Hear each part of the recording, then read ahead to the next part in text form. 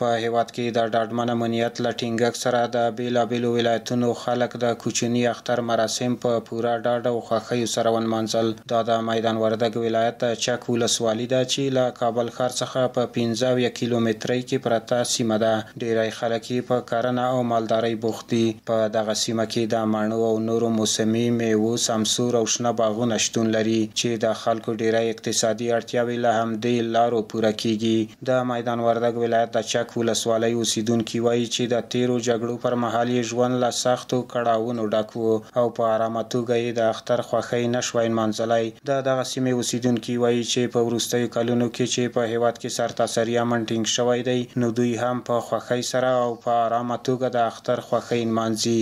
موږ د اختر په وخت کې موږ رواجونه داسې دي. په لومړي سر کې کله چې د اختر ورځ شروع شي نو د کلیوال چې دي ټول راځي او چای وړي، هغه ته جومات ته ټول راغونډېږي او هغلته خپل مینه او محبت او خپل هغه سره شریکوي. وروسته د هغې څخه بیا کوم خپلوان چې وي په کلي کې د هغې که ورځي پوښتنه وي مبارکي ته، او وروسته بیا د هغو څخه ډوډۍ دي چې دلته په عید کې د څو ورځې دپاره کلیوال ډوډۍ کوي او نور ورسي او دې ته ورته ماشومان لوبې کاچارمغ او ورته لوبې دغه رواجونه دي.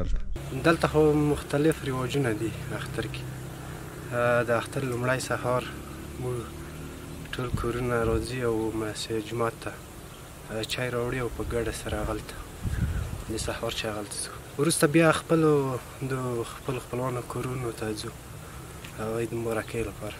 چوپې کله به د قوې د راتګ اوازې وي نو نه به د شپې نه که خلک آرامه تللی شوی و د بل پوښتنې ته، نه د ورځې نه.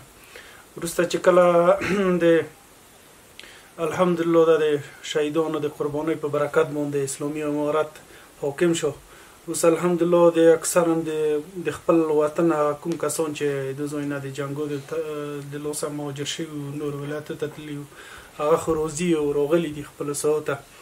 حتی نورو ولایتو نه خلک راځي د چکر دپاره په همدې ځای کې د همکاران د بعضو کسانو چې هلته دندې لري د هغو سره ملګري دوستان دي چې نورو ولایتو نه خوشحاله راځي ښه په ارامۍ کې د بند د چک د بند نه نورو ساحونه چې لږ ښې ښې منظرې لري د ځایونه لیدنه کوو. د میدان وردګ ولایت د چک ولسوالۍ اوسیدونکي وایي چې په تیرو 20 کلونو کې د دوی په سیمه کې درنې جګړې تیرې شوي دي او د بیا رغونې او پرمختګ کارونه نه دي ترسره شوي. هغوی له حکومت نه غوښتنه کوي چې د چک برېښنا بند او فابریکې بیا فعالولو، همدارنګه نورو عامه تاسیساتو په جوړولو کې د ورسره همکارۍ وشي.